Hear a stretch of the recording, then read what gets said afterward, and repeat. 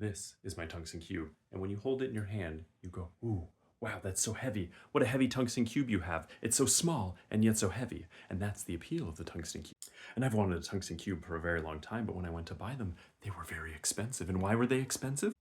Because the stock bros decided that tungsten cubes were the thing that they were going to spend a lot of money on. They wanted bigger and bigger and bigger tungsten cubes, and the price went up and up and up. And someone spending $8,000 on a tungsten cube seemed like a really good idea to the stock bros.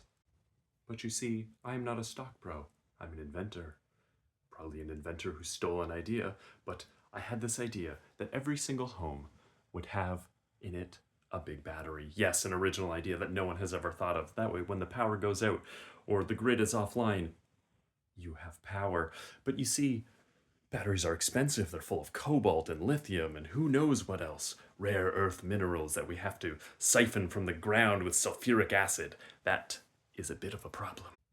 So my idea is a little more humble than lithium and sulfuric acid nightmares in your home. Instead, you would have a giant weight, and it would be strung up.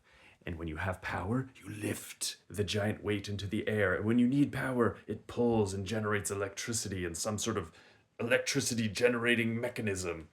But in order to do this, a lot of people have small homes.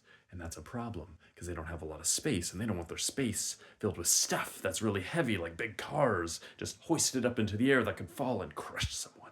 So instead, we look for materials. What's a really dense material that's really heavy but doesn't take up a lot of space? Tungsten. And ever since I had this idea, I thought it would be really cool if I just had a cube of tungsten.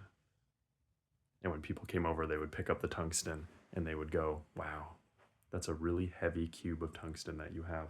I'm surprised at how heavy that cube of tungsten is. It's so little. How is it so heavy?